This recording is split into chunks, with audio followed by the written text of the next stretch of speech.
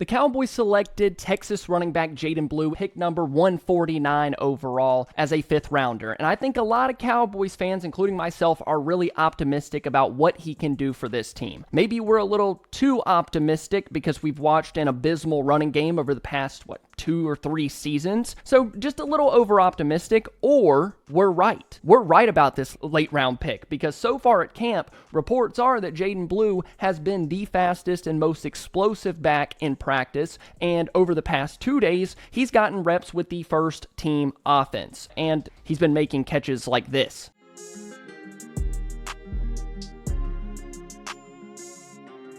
So in today's video, I wanted to talk about Blue, how he's been performing at camp so far, and what we should expect from the late round pick in 2025. Let's get into it.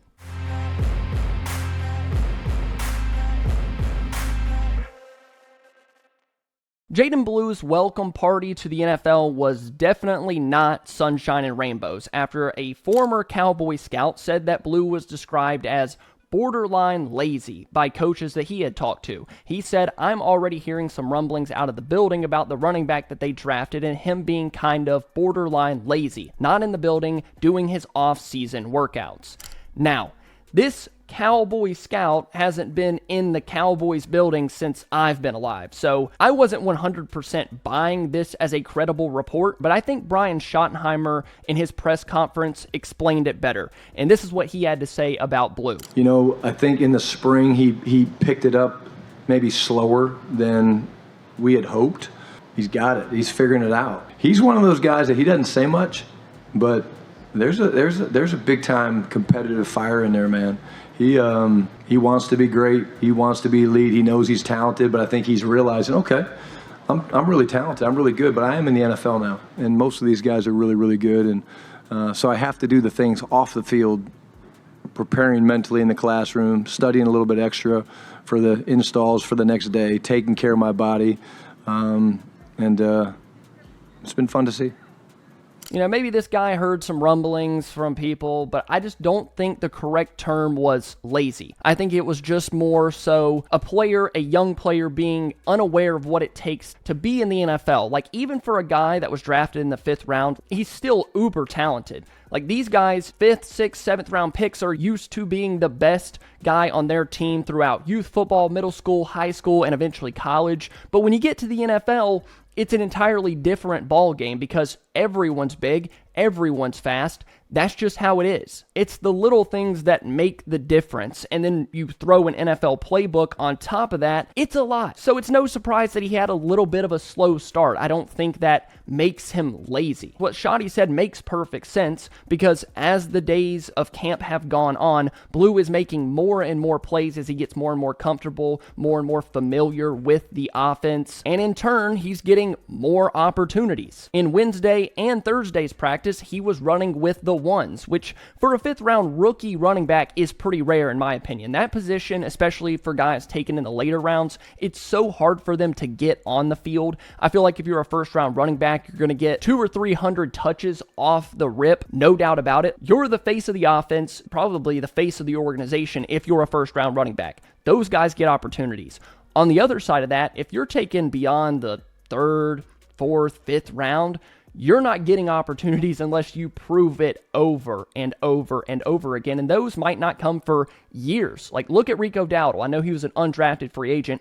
It took him like 4 or 5 years to ever get legitimate carries, and then they still didn't want to do it when he did get there. And then you look at Deuce Vaughn, who we all thought was really good. You know, he's gotten some opportunities here and there, but it doesn't ever seem like he's going to get a legitimate role. So for Blue to be getting reps with the ones already, it kind of tells me that the coaching staff is picking up on what he brings. And most importantly, they trust him. He understands his assignment. He understands where he needs to be, when he needs to be there. He obviously has the speed and burst. Like, you can see the difference that he has compared to other guys on this team. It's extremely different. And I'm going to let CD explain this one. Have you learned anything about Jaydon Blue since he's been here?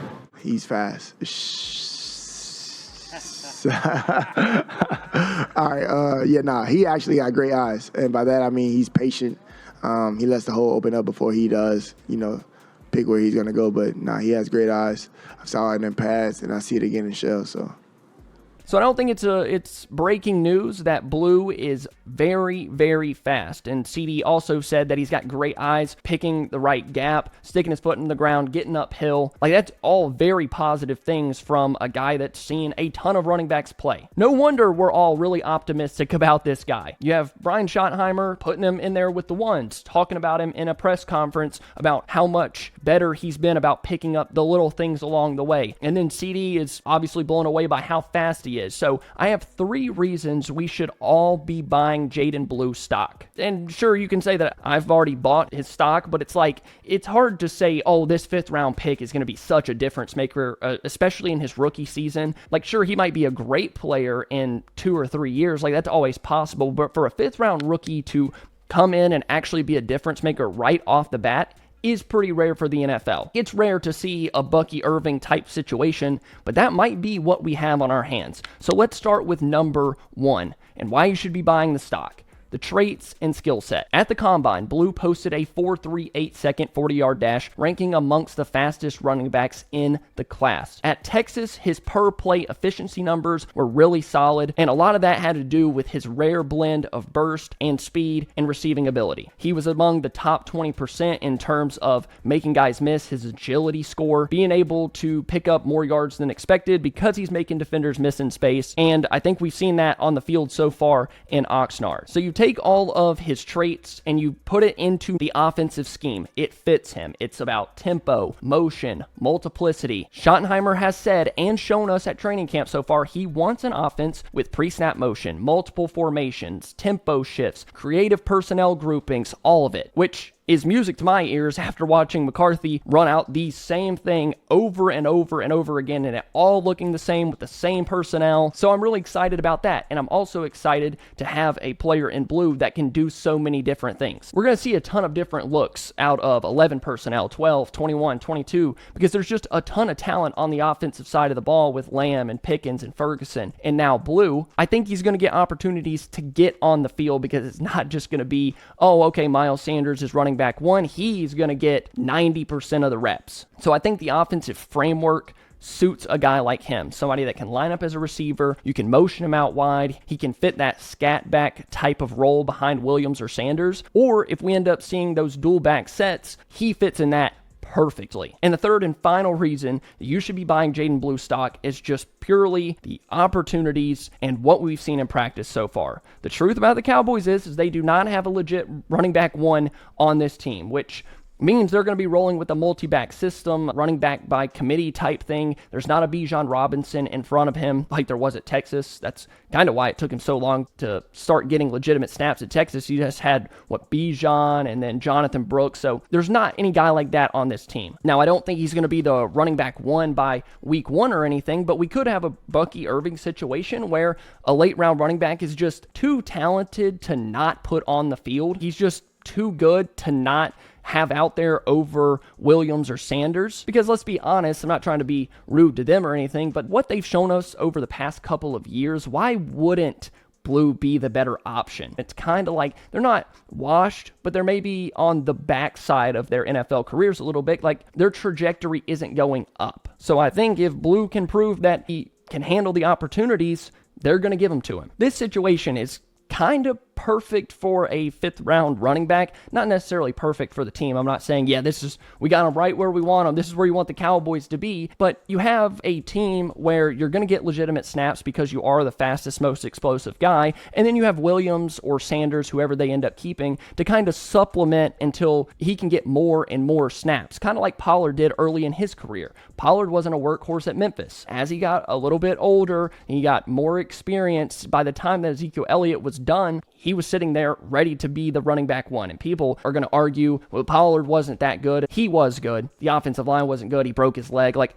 Pollard could be a legit number 1 running back. I think what separates Blue is the pass catching ability and where he's going to get a ton of different opportunities. Javonte Williams is a pretty good pass catcher, but the ability to make guys miss and hit explosive plays just isn't there for him in the same way that it is for Jaydon Blue. Where I think Blue can do a lot of his damage is racking up chunk yards on screens, misdirections. You can swing it out to him, have blockers out there, and then let him work. That's something that they can install in the offense that maybe helps you get an easy 5 to 10 yards, or maybe hits a big play. If you're going to run stuff like that and it's not going to Kevontae Turpin, it should go to Blue, in my opinion. His pass catching skill set just gives him value on third downs and in obvious passing situations out of the backfield. Let him run the Texas routes, throw him a swing pass, line him up in the slot. I like to imagine something like the Dolphins do with Devon Achane, who is also a smaller body back. I think they're almost identical in size at like 5'9", 185, 190 pounds.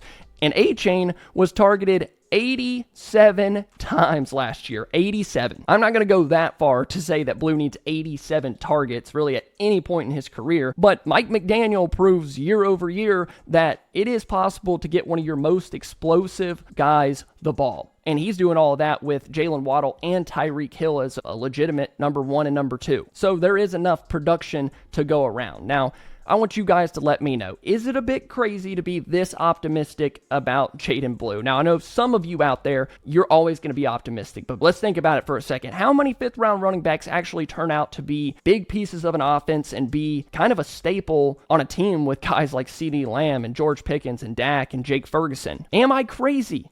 You guys let me know. I just think that Blue checks so many boxes in terms of Schottenheimer's offense with his speed, the receiving ability, and really just overall what this team is lacking from other guys in the running back room. I think if he continues with the strong camp, he keeps getting number 1 opportunities, running with the ones, and he can carry that into the preseason, there's definitely a chance that he carves out a pretty significant role in this offense. So you guys let me know, on a scale from 1 to 10, how confident are you in Jaydon Blue? If you want to throw down your stat projections for 2025, I'm going to try to reply to as many comments as I can. Thank you guys so much for watching. This is actually my second time recording this episode because the other one just didn't record. Please drop a like and subscribe to the channel. I love you all. Bye.